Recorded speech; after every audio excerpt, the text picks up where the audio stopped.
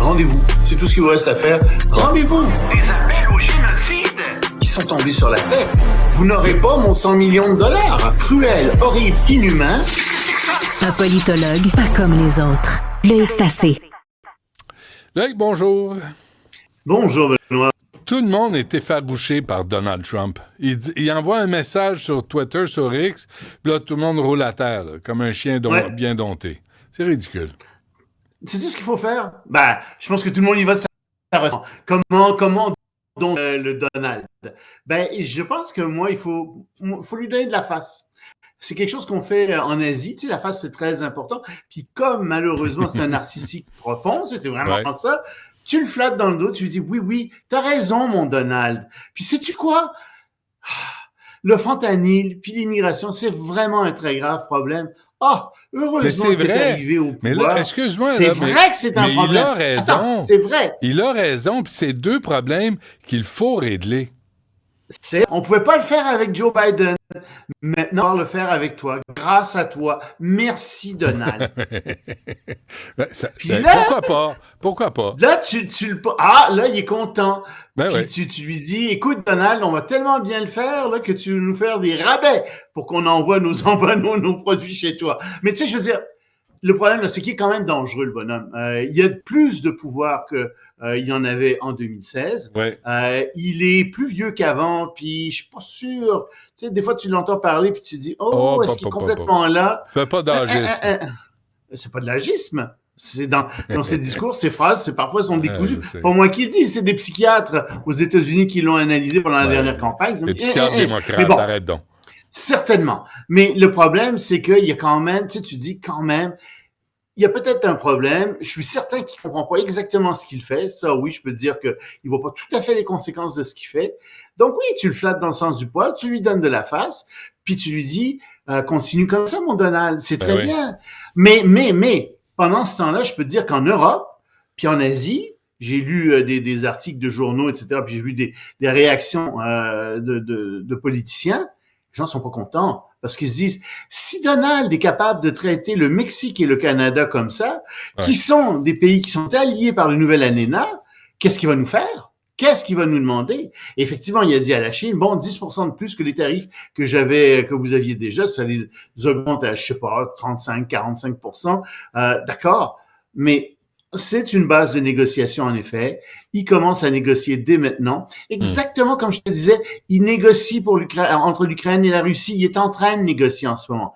Il commence à négocier aussi dans le domaine du libre-échange, etc.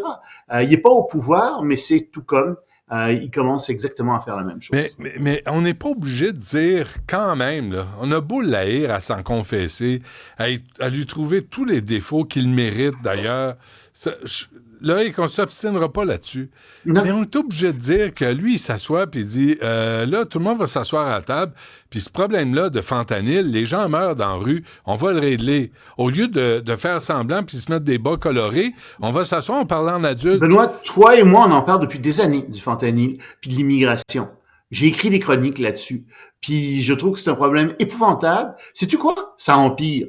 Puis il y a une attitude au Canada de complaisance par rapport aux drogues qui est absolument navrante. Ouais. Puis c'est un problème.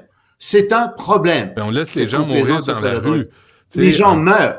Ouais. Oui, puis pas juste du fentanyl, d'autres drogues aussi. Ça gâche des vies, puis les gens ne sont pas capables de travailler, pas capables d'avoir de famille, ou ils perdent leur famille, ils perdent leurs amis, ils perdent tout. Mais c'est grave, sais-tu? Puis je trouve que, en vois-tu beaucoup, toi, des trafiquants de drogue? Je parle des boss, là, ceux qui sont en haut. En vois-tu beaucoup en prison?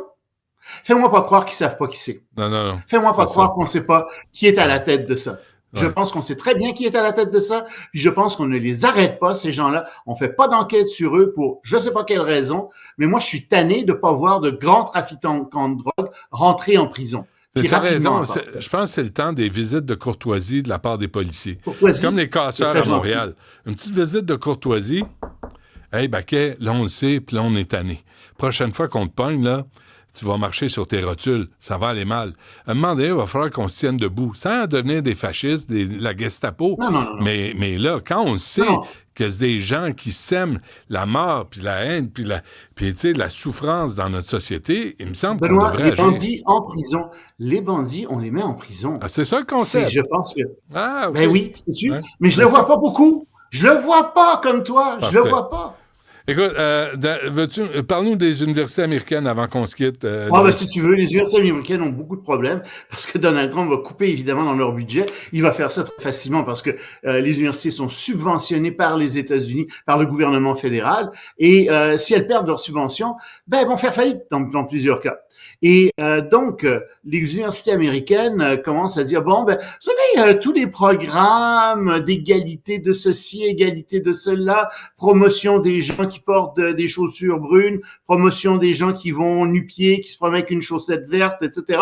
On va arrêter ça, ces programmes de promotion à tout crin, de toutes sortes de trucs. On va commencer à mettre la hache là-dedans, parce que si nous, on met pas la hache là-dedans, ce qui va arriver, c'est que le gouvernement de Donald Trump va mettre la hache dans nos subventions. Et donc, ils sont en train de couper tous ces programmes woke qu'il y avait aux États-Unis.